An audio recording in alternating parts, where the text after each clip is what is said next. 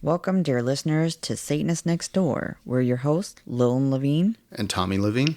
Whether you're an open-minded, curious onlooker or a fellow Satanist seeking camaraderie, our goal is to share our personal experiences and delve into the intricate tapestry of Satanism in our daily lives, occasionally inviting other guests to share their unique perspectives, leaving no pentagram unturned.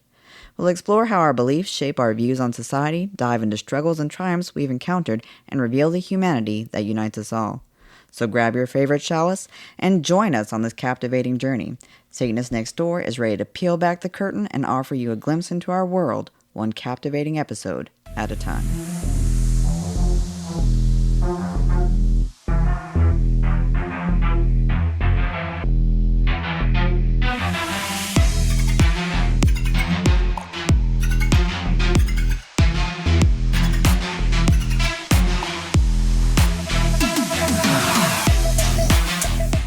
Hello and welcome to another episode of Satanists Nextdoor.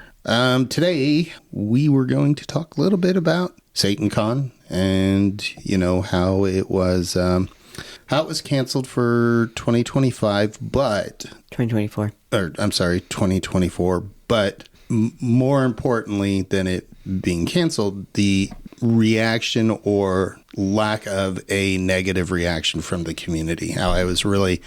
When I saw this first come out, I was like, oh, shit, here we go again. But I've been very happy with, what I've seen so far. I've seen unity throughout the community. I've seen people asking, okay, well, what can we do instead? And things like that. And that's what Satanists are supposed to do. Hey, something didn't happen. Okay, there's some disappointment there. That's an okay emotion. And what can I do? Yeah. And I think that's a good time to try and, if you're confused about it, to reach out maybe to the executive ministry, since they put it out there, and just say, I saw this call for unity. I know that we're trying to build bigger, stronger, better community. What does that look like? Yeah. How can I be a part of that? What are we going to try and build together here? And, I encourage everyone that's confused or curious or wants to be involved, let's get that conversation going. Yeah, and let's keep it positive. 2024 is going to be a year from hell. I mean, when you think politically, at least in America. Yeah. I understand overseas, other countries maybe not so bad. They still might be looking at what the fuck's going to happen in America, because that could affect us. But we're literally this year fighting for our democracy. That, again, let's not get into the constitutional republic thing. We have a democratic process that we use for voting here. I don't love the two-party system. I definitely think there's lots of room for improvement on many different facets. Absolutely. Sure. But, we have enough things right now as a society to be focused on working to build something better. And I think as Satanists in particular, as any community that is looking at what might happen and wondering, what is this going to look like for me if it doesn't go well? I think as leaders in a community, we have a unique capability to kind of have that pulse of our community in mind, to help provide a strategy, to help provide a structure, to help provide stability in a time that is going to feel very chaotic, very unstable, and scary for a lot of people. Well, I mean, very scary because, one of the obvious person on the Republican side, I'm not playing any pretend fantasy world that the current front runner, one of these other people are going to magically, rise up. The fact that the current front runner, Trump, is up by how, the amount of points, that there's that much distance between him and the other candidates with everything we know about Trump. I'm not talking about things we don't know, or kind of the things we know. He was convicted in civilly of rape. Right, the E. Jean Carroll. Participated in an insurrection. January 6th just kind of came the anniversary of that, and we have lawmakers who on January 7th a couple years ago, right after their life was endangered, were like, oh my God, this can never happen again. Trump crossed the line, to now they're like, it was just kind of a tour that, kind of went a little bit bad. Yeah. Look, They can paint whatever picture they want and try to recreate history, which is so common with so many aspects of our historical record. You could go back before I even existed, and the same thing happened with other powers that be trying to rewrite things for their own purposes. I sat there mortified watching it live on TV. It wasn't because the news that I happened to have on was pushing a narrative. I changed the channel. I looked at different options for what was happening, and you know what they were all showing? They were showing a group of disenfranchised people wearing MAGA merch, wearing Confederate flags, wearing all manner of different things. Trump, with flags and with shit. flagpoles, which I think was the most disturbing part. They were going around with flagpoles, some with spear tips. They were hitting people with these flagpoles. They were hitting police officers with flagpoles. They were busting through barriers. They were breaking windows. They were climbing scaffolding, and they were acting like crazed animals. Just really hyped up from a speech they had just sat through where the person at the time who was the president continually talked about how they've been wrong, that the people have been disenfranchised, that everything was manipulated, that they just continually picked apart the system that we have in place, flawed as it may be, where people participated in a voting process, a legal voting process. Legal voting process. Do we all think there's things that could be improved there? Abso-freaking-lutely. Do I think that some massive voter fraud happened and that Donald Trump actually won that election? No. Hell no. I do not. Do I believe that things were manipulated in certain areas for different things? Sure. But I don't believe overall, overwhelmingly, that this particular election was geared to not allow Trump to win. What I think happened is he lost because he's a selfish, self-imposed dictator. Narcissist. Who wants desperately to be what he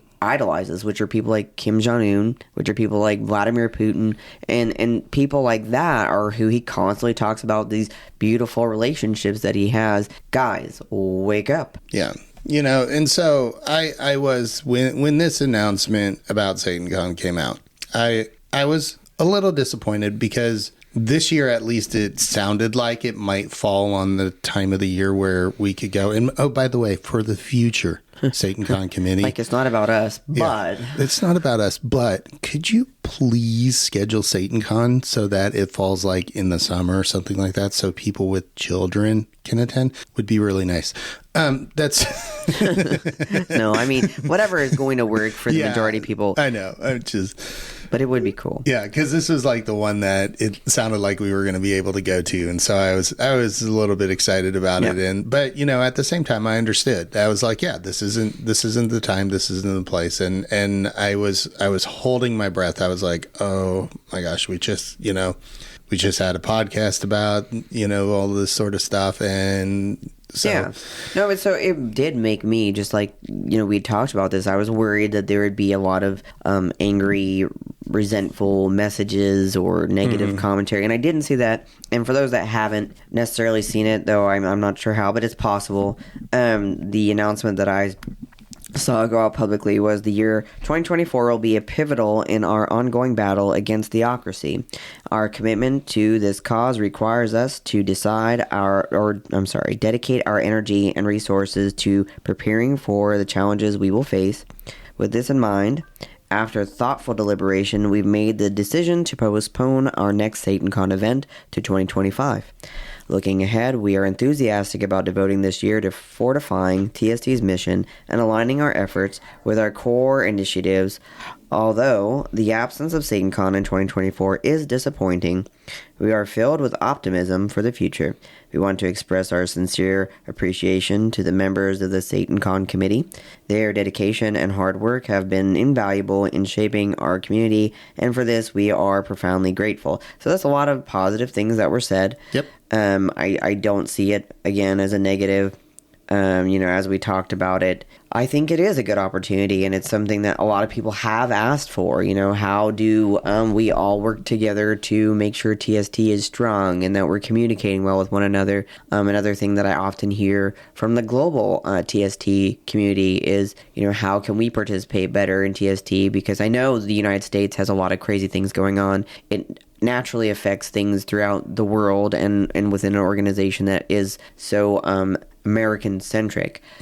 But how do we connect more with the global community? How do we work together to create cohesion and create opportunity for one another to find support throughout the organization? So I think this is a good place for us to move forward from and ask how we can participate, what participation looks like, how we can provide some of the things we would like to see, whether or not we have tangible plans. That's one thing. We can start to put those together, but this is a good time now to formulate what that might look like, what we might need, what we might like to see, and kind of start putting that together into something actionable. Because like they said, there is a chance that theocracy is very much knocking at the fucking door. Yeah, I mean, it really is. So I want to say thank you to every member of TST that took the news, was disappointed, but moved on and just kind of took it in stride. And, some of the congregations have done things themselves. I know one was already in the works before this. Actually, two. Or two. I know that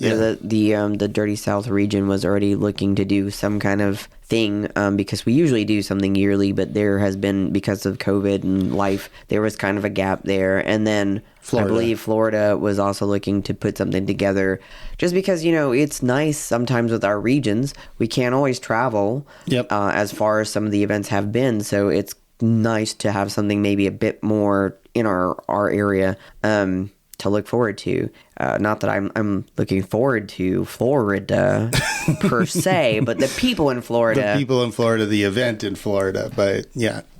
Yeah. Do I care if DeSantis gets butthurt about it? No. Do I love hanging out with other fellow Satanists that are dealing with the same sort of things Texans are? Absolutely. Yeah. Because we uniquely in the South know from the perspective of, holy crap, this could be so much worse. And it's good to be able to talk to people who are sharing the same stressors that you are. Yeah. And so, I mean, I was happy to see that because, at the end of the day, I think that's part of what has missed when things have gone awry is somebody or a group of somebodies will get upset at TST or EM because something didn't happen or, a cause didn't get as much attention or something like that. And instead of saying, what can we do? As Satanists, we should be, we are sort of in charge of our emotions. We're in charge of our actions. We're in charge of all of that sort of stuff. So something didn't happen the way that I wanted it to. What can I do to make it better or make it happen, the way that I want it? And then take action and do it. And I'm just really, really, really proud of the community and what I've seen so far. Yeah. And there are lots of things that we can do, whether you're in congregation leadership, whether you're in a congregation, whether you're just a Satanist floating around and wondering what is it that we can accomplish. There are tons of things going on right now. So there are committees that you can be involved in. There are initiatives that you can reach out and get involved in. If you're not TST, there are community events that you can get involved in. There's atheist organizations out there that are trying to work together to create different change and create different opportunity. Freedom from Religion is another organization out there that's actively doing things to deal with some of the theocratic stress that we're all dealing with so heavily. So there are lots and lots and lots of opportunities if you feel so compelled to go out there and to do things to actually create change. Yeah. And, we'll always have another chance to get together. Sometimes things happen. Life happens. And, that's when it's like, okay, this didn't work. We'll get together. When will the next one be? I don't know, maybe 2025, as long as we're not a theocracy and we won't be put in prison for gathering or, No. Who knows what the hell. That's a very good thing. So, I don't know what to expect, and we'll be right along with you, talking about the things we're seeing in the world and the things that we can and can't do about those crazy things we might be seeing. So I guess the thing I'm going to start with, since it's January, right? Yep. Aside from the fact that my birthday happens to be in January, is to talk about other important things that we can be doing, right? So now's a good time to register to vote. Make sure your registration is up to date. Yep. Make sure that you're dealing with some of the things like Texas. If you have an outstanding ticket, A couple 100,000 people just lost the ability to vote because guess what? They had outstanding tickets and communication wasn't really good around that. And they decided the way to deal with that was to take away people's I think it was IDs. 600,000 people. They removed the ability to vote because they had outstanding tickets. So, that's a Texas problem. Yeah. But throughout the country, now's the time to make sure your voter registration is up to date. Talk to people about that day. See if you can't. It's January. We've got a ways until the actual election comes up. Start taking that day off, folks. If they're not going to make it a holiday, they're not going to make it a holiday. Look, if they're not going to make it a holiday, go ahead and let's plan something around it. Make it an event to remember. Make it something you participate in and turn it into something positive. Maybe spend most of that day in-line voting. Maybe you plan actually for early voting. Yeah, if early voting is available in your area, take a day off during that. Make it into time that not only you go out there and you put your voice and you act on what your ideology aligns with, but you also turn into time with your family, turn into time with your friends, turn into time for yourself. Do positive things because this is going to be a stressful year. Yeah, I was just about to say, if your state allows early voting, take advantage of that. It normally is so much easier than trying to wait in line on the day of. Many times we walk in and walk right out, because we do early voting. And also remember, don't just vote for the big, every 4 years. There's a lot of shit that happens between that affects the laws that are put into place for the voting that happens every 4 years. I mean, they put judges in place, they put all sorts of stuff in place that then they can try and manipulate and gerrymander. School boards, and all that. School boards, yeah.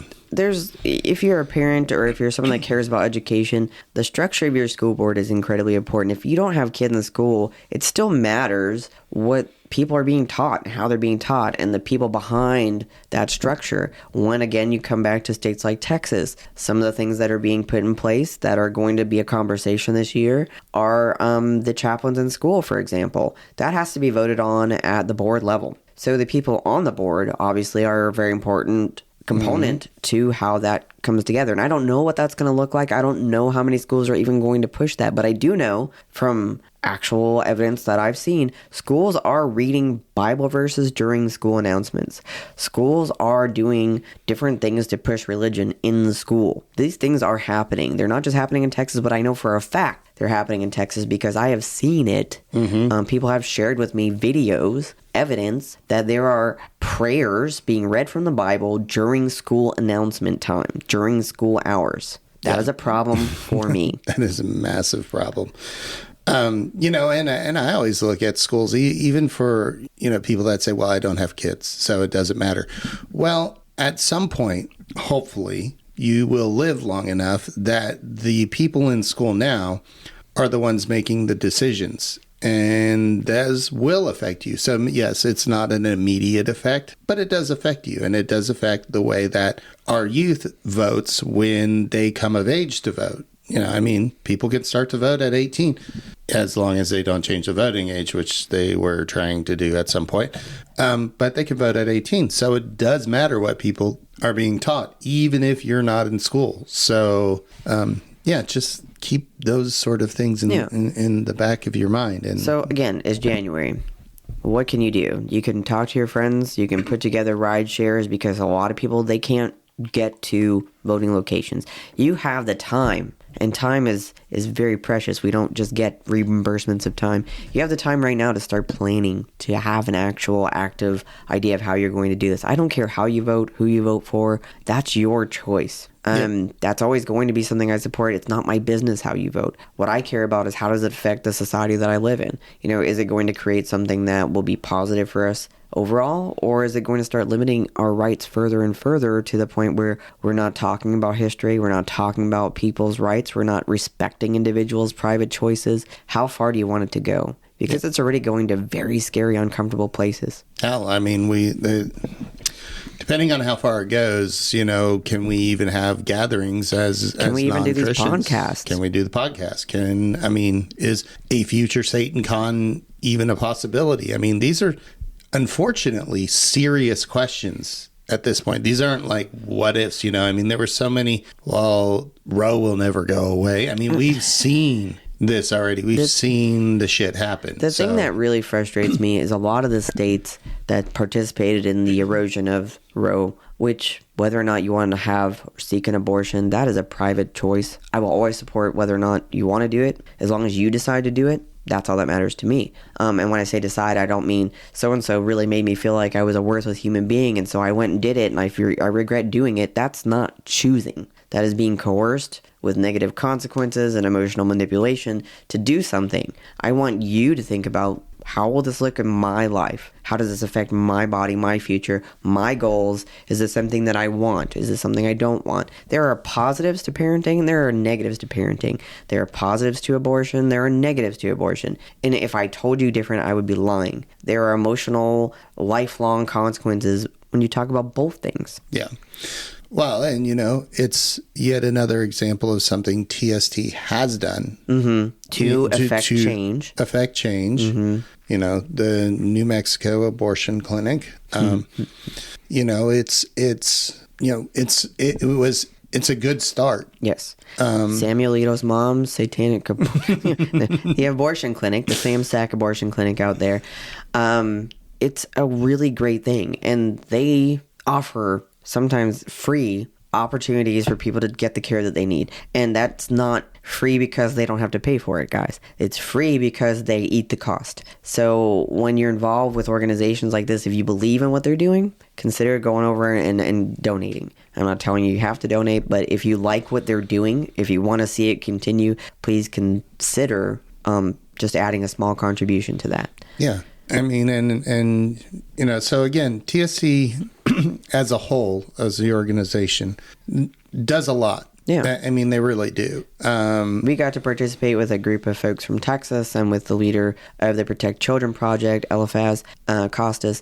We were able to go and join some folks to stand up for children's rights, to stand up. And they're not young children. It was a high school. Yeah. But to stand up for these individuals' right not to be abused, because corporal punishment, whatever you might want to say about it, character building bullcrap that you've bought into, it is abuse. Spare the rod, spoil the child. The argument that is used to maintain it is usually biblical. Yep. It's not because we've seen overwhelmingly that it provides a structural foundation to build long-lasting, happy lives. No, it is proven scientifically through therapeutic networks, through cognitive networks, through many different facets of our actual healthcare organizations that are involved with children. They know that repeated abuse actually creates abusive people. It creates broken people. It creates hurt people, and hurt people go on to hurt more people. So it's not helpful to do this, to terrorize students into doing things the way that one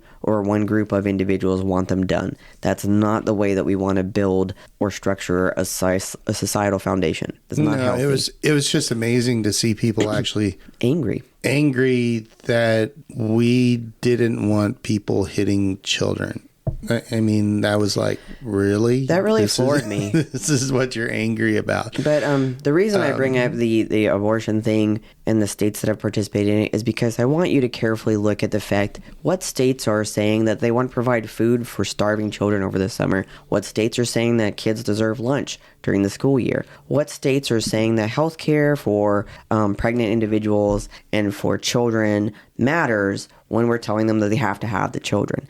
So I want you to look carefully at those things. And then I want you to consider the other facet that's probably going to affect you if it doesn't involve kids, Social Security. Who's talking about taking away Social Security? Money that you've paid into a system to help ensure that eventually you have the opportunity to retire and to have care in your retirement. So regardless of how you vote, I want you to look at which of these ideological alignments are actually going to help you and maintain your life and give you a foundational, place to build a life from, and which ones are actually taking away your opportunities and being greedy and selfish and focusing on programs that you probably don't even want to participate in. Yeah, I mean, there's some that will help, and there's some votes that are going to, and maybe they don't harm you, you yourself, but they harm your loved ones.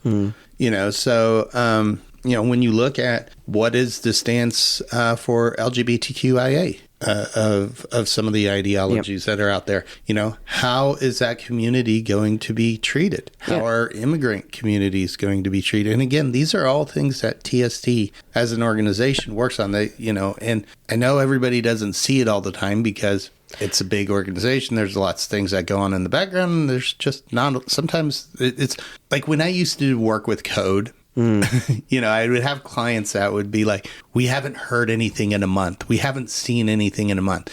And it's because all the code was happening on the back end. There was nothing to show. But it doesn't mean developers weren't busting their ass doing 40 or 60 hours of coding every week. It was just there was nothing visually to show at that time. And sometimes I think political things like this or you know, these type of campaigns get stuck in that sort of rut where people don't see something, so they don't think it's happening. And it is. So there's a lot of work that goes into these things, and a lot of that work is non-visual. It's stuff that you don't see. Well, and I want to be very careful to say, I think it's important to understand for, let's just say TST, because it's the organization that I'm most involved with. It is the religion that I'm currently actively participating in and doing things. You know, starting at the top level, you have the executive ministry. The executive ministry is funding legal battles. The executive ministry is supporting community initiatives. The executive ministry is actively doing things, but we are a religion. So when we are focusing on what we're participating in, it has to align with the religious energy and our mission statement and what we're out there doing. We cannot just be out there doing everything for everyone because, again, it has to come back to how does this align with our religion? How does this show that we're actually working to accomplish things for our community? So things that I feel we can do. TST's executive ministry is actively involved in court cases around reproductive rights. Why does that align with our religion? Again, bodily autonomy is something that we find incredibly important. Our big values are around individuals being able to have the right to choose and the right to consent. So when it comes to things like pregnancy, there is not a bigger consent than what you will be allowed to do with your body, what you allow to happen with your body. So those court cases align very strongly with our religious beliefs. Education is not where we're aligned. It's equality and in maintaining a healthy educational environment for all students. So when TST is there, rest assured, the reason is that it's not a secular, safe environment for all students that are participating in that educational facility. And for example, it'll be the Good News Club is already there. The Good News Club is providing certain programs to students, and it's leaving other students out. Yep. So what TST does is they have their ASSC club, the After School Satan Club, that goes in and provides an alternative. They're not teaching about Satan. We don't believe in Satan, so we wouldn't teach about it. But what we do believe in is critical thinking, curiosity, learning about empathy, compassion, scientific theory to know how to, test something, prove something, challenge something, to be open-minded to different perspectives and to challenge the things that we think about. So when we go into these schools and when we work with these kids, we're not there doing it from, you're going to learn this religion and this is what's going to happen when you die. And if you're not a great person, you're going to burn in hell. We're not doing that to people. Yeah. We're just providing an option to kids who are getting the option to do religious stuff, whether that's what they choose that they want to do or parents have chosen that they want their kids to do.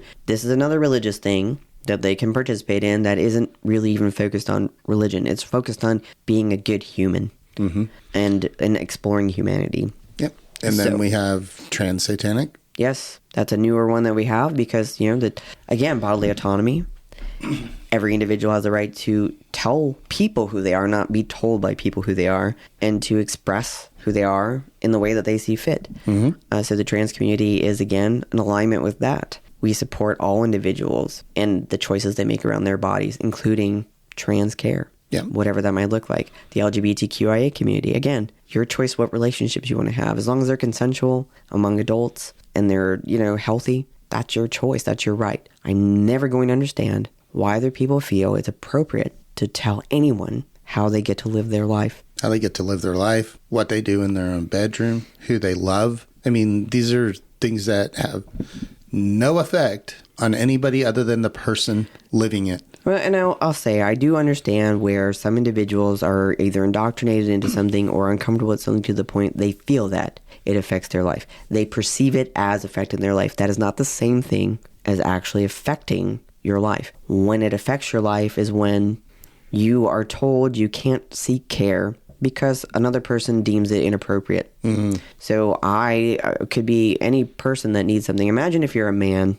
You don't have to imagine, right? Right. But imagine if you're a man and I don't feel comfortable with you being able to use Viagra because your ability to use Viagra could make me have to engage in sex that I don't want to engage in because I'll feel pressured, right? This is a very made-up scenario. But, imagine that I'm in this situation where I don't like that. It makes me uncomfortable that men are seeking Viagra because Viagra means more sex and I'm not interested in that. And I don't think you should be able to get Viagra. So you just can't. And I'm going to champion laws where, maybe in some states you might be able to get it. But for the most part, you really have to hunt for it, and it's really hard to find. And you get to suffer with that, whether or not it's because of hormonal issues outside of your control or whether you're struggling with things.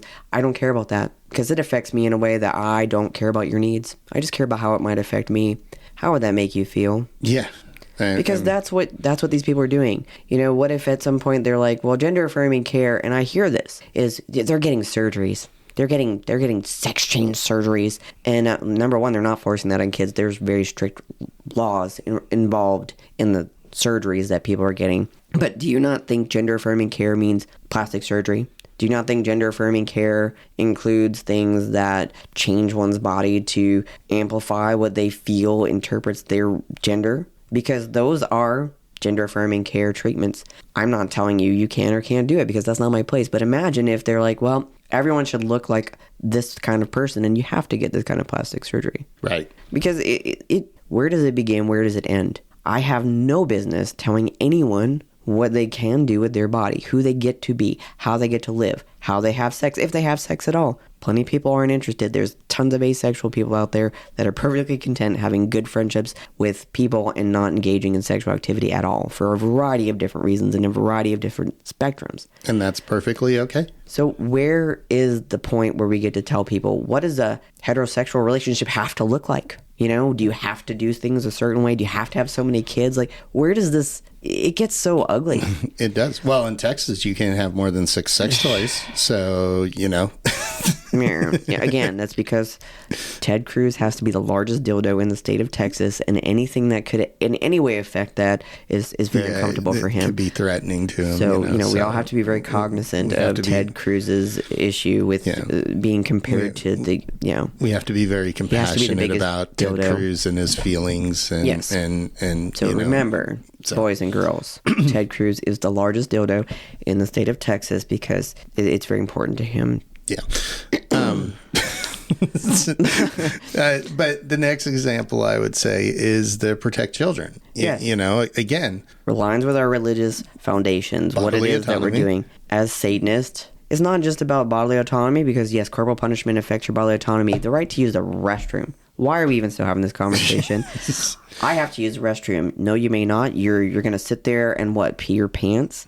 I don't understand that. The right not to be bullied by authority. Again, arbitrary authority, not cool. It's one of the reasons why I like that we're doing this stuff with the 2024. We're working together because we don't want to become our own arbitrary authority. So we got to work together to have a community that is transparent and communicating. So everybody keep that up. But other things that we're doing, it has to align with what we're out there, what are our religious beliefs, what is our foundation, and what are we trying to accomplish. I don't want laws to be made based on my beliefs. My religion is not applicable to the entire country. That's not tenable. That's not fair. But the compassion and empathy, that can transfer. I can make decisions based on that. So when I'm out there doing things in public with representation.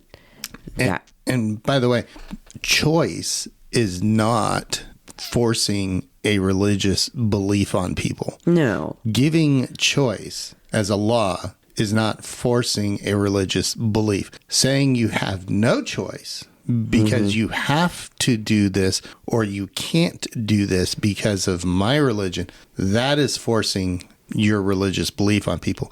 Giving people choice or plurality is not forcing religious beliefs on people or cramming it down their throat. No, I just want to make that one clear because I've heard well, you're doing the same thing. No, we're offering a choice.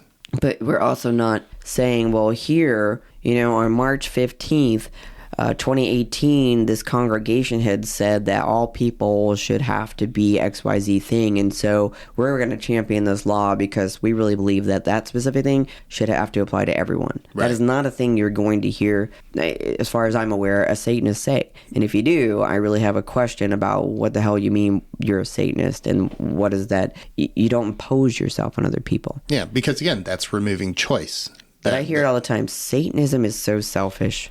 Everyone that's involved in Satanism is so selfish. There is a selfish component to being a Satanist. I get to choose myself. Mm-hmm. I get to choose to be proud of things I do. I get to put myself before other people. However, if I'm neglecting other people, if I'm being abusive towards other people, they have the right to hold me to account for that. And I am, in fact, accountable because I am the arbiter of everything I do. I'm responsible for every action, every choice.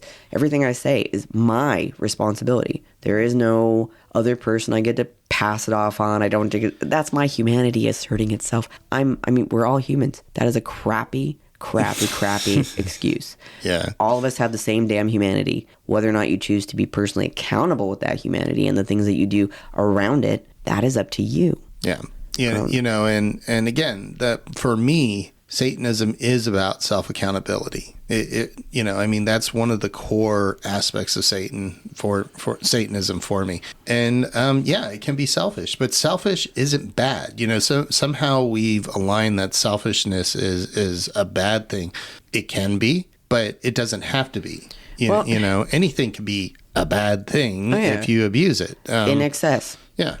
I talk to a lot of people on a pretty routine basis. And one of the things I think that bothers me the most is people don't feel safe to share when things are going wrong. And I think that's a big problem in our society. We're taught to shoulder our problems, our burdens, our issues, and to man up. Again, one of those toxic masculine things I hear people say to men, to just nut up or shut up kind of thing. All of us have the same sort of things that we're struggling with. And I run into it a lot. And when I say, oh my gosh, I was there last month. I was deeply depressed. I was struggling with things. I felt like crap. I didn't think there was a way out of it. And, I know where you're coming from. I don't know the exact same struggles you're going through, but you're definitely not alone in that. And I'm really sorry that you're there right now. It shocks me how many people feel like nobody else ever stopped to say that to them. Yeah, you had an example yesterday where one of our kids' friends' mom came to the door and you just were like, hey, are you okay? And people are just like, nobody asks anybody anymore. It's like, there is this huge lack of compassion and empathy, I guess, and it's kind of ironic hearing that from me because I'm not the most compassionate. You paint yourself that way person, a lot, but I think there's that selfishness thing again, right? Where you're selective with how you focus your energy. Yes. I don't think it's wrong if you're an individual who just doesn't feel comfortable interacting with people at that level until you know them in a way that it is something that you feel that is worth your time and energy. Yeah. I don't think that's wrong.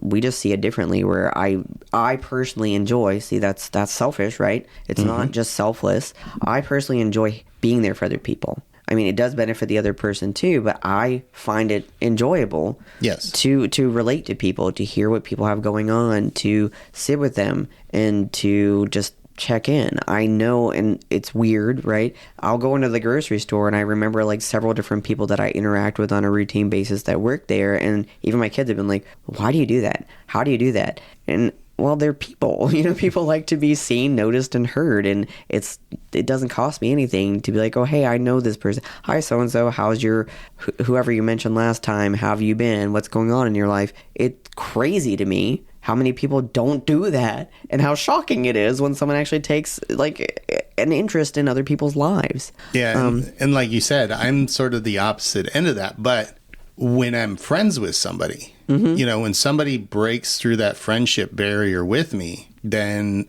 I am probably one of the best, most loyal friends that, hey, where do we need to bury this body? Sort of thing. We don't know. No. But point taken. Yeah. So yes, I'm very caring for the select people that I sort of let into my bubble. Yeah. And yes, that's selfish of me, but I have my reasons for that. And it's just again, my personality. The argument could be made. Your version of selfishness is no different than my version of selfishness. We just have different focuses on how we choose to expend our energy and how it affects us. So we're both making what one could deem a selfish choice with the way that we choose to spend our time and the way that we choose to spend our energy. It just, the way I tend to like to do it is beneficial to other people in a way that yours isn't always necessarily. At least it's perceived that way. So there's nothing wrong with either. It comes down again to choice. How do I choose to spend my energy, my effort, my time? And we both just happen to have different ways we like to do that. And so it comes back to where we started. Here we are in January. This news came out. And people didn't choose to focus their energy on making it into, well, that's awful, and you're horrible, and what about me? I saw a lot of people saying, okay, cool. What does that mean? What can I do? How do I then, okay, SatanCon's not going to happen. I still like to hang out with some folks. I'm still going to plan to do that. But what does it mean for us to connect as a community? How do we best serve the greater community and what we're doing? So I think that's a great thing. All of you can take that and run with it and do different things or nothing at all, but whatever the case may be, because we all have our right to decide. Yep. But then politics, same kind of thing. I hear a lot of religious leaders tell people how to vote, where to vote, why to vote. I'm not going to do that. I don't even believe Democrats or Republicans are good, as a whole. There's good parts of it, but there's crappy Republicans and crappy Democrats. You want to go liberal, you want to go conservative, whatever. There's crappy aspects to all of it. I don't love the system as it is, but what are we trying to accomplish? How does it serve selfishly our future goals? How does it selfishly serve the people we love? How does it, maybe you're not seeing it that way. What are we trying to accomplish, people? Yeah. And for me, selfishly, for 2024, there's two people on the ballot, really. Yes, there might be third parties and stuff like that. Maybe the Supreme Court's going to pop up and surprise us all. I don't think so. Does my sarcastic voice come through good? There's realistically going to be two people on the ballot. Yes, there will be third parties and all this, but my selfish goal for 2024 is not to have a tyrannical authoritarian take over America. And so all my energy will go into, even if I don't necessarily like the other person, I think they probably could have picked a better person. But you know what? This is the choice that we have. Do we want an authoritarian dictatorship that's going to let the Christian nationalists basically take America and turn it into a theocracy? Or do we want to maintain our freedom? And that's really the choice for me. I prefer freedom. Do I think that we could start putting better people on these ballots? Yeah, I absolutely do. Do I think we should all work together to help find better people to be on these ballots?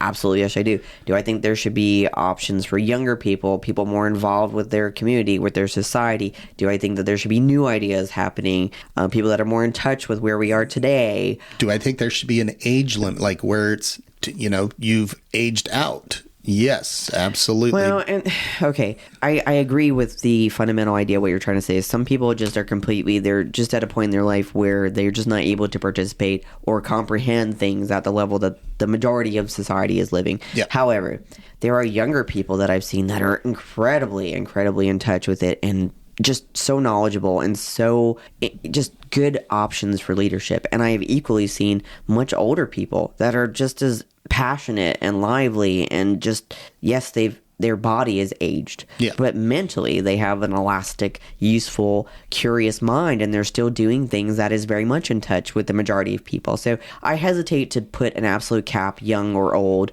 I do understand that for youth, there is a point for even myself, when I was in my early 20s, where I was sometimes an idiot. And just being an idiot was just part of the journey to figuring out who the hell I was, and I didn't always make the best decisions. And I think that that's sort of universal, but it's not absolute. Nothing is a monolith as far as age. I don't think it's absolutely, 20-year-olds are all irresponsible psychos that are, essentially just self-centered. There is a lot of that, but it's not every person. So I hesitate to say, age-wise, there should be an absolute number. I really do. for those reasons. However, I do think that there should be some kind of guideline. There should be some kind of training. There should be some kind of process where people understand the politics they're getting into, understand global affairs. Again, you can't be everything to everyone, but I do think we could, as a society, do a much better job preparing people to participate in this, from the voting concept all the way to being a candidate. I think there's so much more we can all do in schools, as parents, as community, to engage with one another and to create a more equitable society. It's never going to be perfect. I would love to say that it will. I don't see that happening in my lifetime. It's never going to be equal. We're never all going to be kumbaya, with the perfect, life, like the Federation, which again wasn't perfect, but, where we have different ways of living. What I would like to see us all work to do is from the bottom up, community level, all the way up to the White House. How do we work together? What does it look like? How can we respect each other's privacy, boundaries, choices, and still just live our own lives without going, gosh, what is Becky doing in her bedroom? I think it's affecting me somehow. I feel uncomfortable because, you know what? You're not in Becky's bedroom. And if you are, well, that's a different situation. Yes, and hopefully you consented, because that's the most important part about being in Becky's bedroom. Yes. So, the government doesn't deserve to make our private healthcare decisions, whether you're a man using Viagra or you're a woman seeking abortion care, whether you're a trans individual working to transition, whether you're a, child not wanting to be spanked. And these are all things that are affected. The government should not be telling you the history you get to learn. It should be open to learning, and the option should be there to understand. I'm sorry, Nikki Haley, but there is a very definitive relation causal-wise for slavery and the freaking Civil War. And there should be no question when states literally wrote in the reason why that they were withdrawing from their agreement to be part of the United States was, we don't feel that it's fair for you to oppress us by not allowing us to oppress other people with slavery. They literally explained it that way. This is not a trick question. No, slavery was a gimme. Was a real fundamental reason why the Civil War happened. And the way we address that is by teaching people the part slavery played, the reasons why people were fundamentally opposed to it. It's not a tradition versus... No, the fact is no one has the right to own another human being, and there should be no question about it. So we have to teach people why that's not normal, safe, okay, completely throws away their autonomy. So again, when we're teaching history, we have to be honest. And we have to be reflective. It's not all people of one specific category should now always feel sorry and want to make amends for that. We can't fix what other people did, but we can make active change to prevent it from happening forward. Again. Yeah, that's the most important part. And we're all obligated to that, whether it's the way women have been treated historically, the way minorities have been treated historically, the way that we literally stole an entire, country from people that were already living on the damn land and still kind of ignore the fact that they've been relegated to areas that they weren't even necessarily from. Yeah. And they lost identity and history and many things because of that. And yes, I'm talking about indigenous people. The fact that there are still crimes happening that are very specific towards all of these groups. The fact that people still are angry that white and black people can be married or gay people can be married. The fact that that's still something that makes people mad enough that they want to do something to take away that right. These are things we have to recognize don't benefit us as a society. We have to work to understand we're all going to do things we don't all necessarily like. This is where, again, the tenets come in. We all have the right to be offended. It's fine to offend people. It's not fine to trample on their individual rights, to take away their consent, and to decide for them what they can and can't do with their bodies. Yeah. So, okay. I'm going to take a breath now. I got a little worked up there. Okay. Just a little bit worked up on that one. It's fine. Yeah. And all that came from, thank you for being a good community when the announcement for SatanCon being canceled came out. Yes. But now is the fun part. Now that we know, and we know that it's because we'd all like to focus on working together, whatever that might look like for you. How do we do that? Let's start by reaching out to the folks that let us know and see what they want from us, what they need from us, what we can do to make that happen. How can we help? Yeah.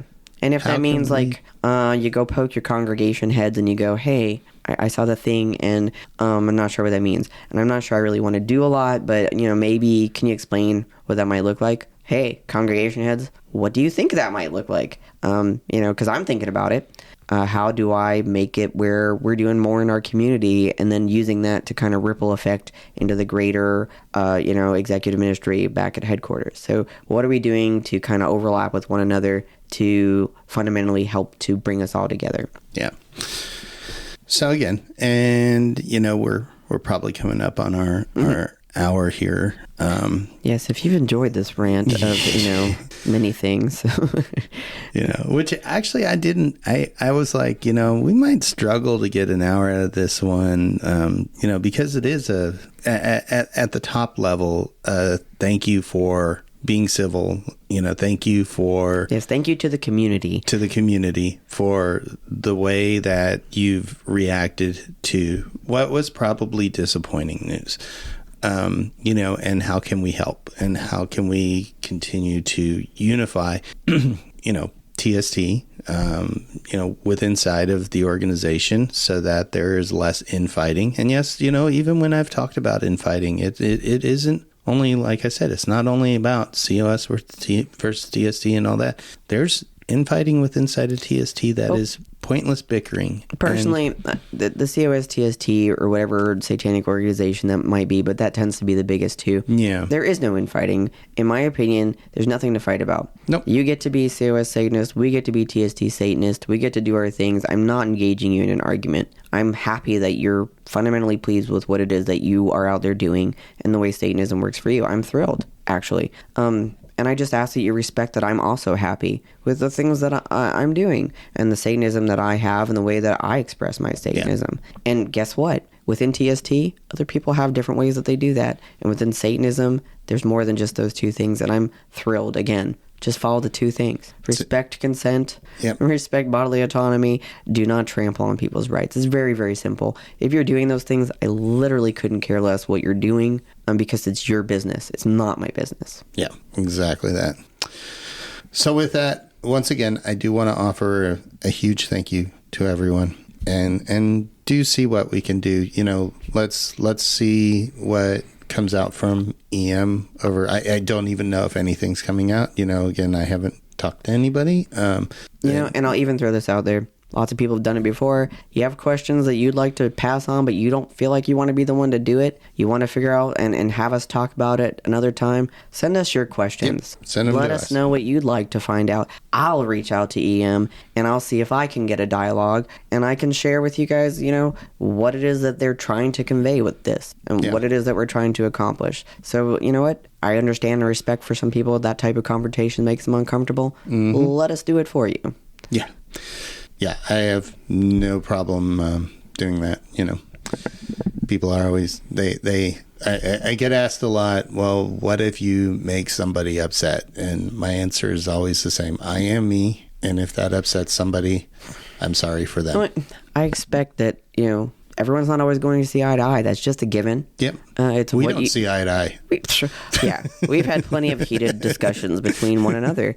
But the beautiful thing is we talk about it. And then, even if we still don't agree, we can agree that it's fine for us to have those separate whatever. We can agree to disagree on things. And sometimes that's the way the conversation ends. I see the way that you see it. I see it differently. Mm-hmm. And that's why we invite so many people on the show because, we don't always appeal to everybody and there's things that we don't always convey. And so I love having other people share their perspectives because they're going to reach people in a way I just can't.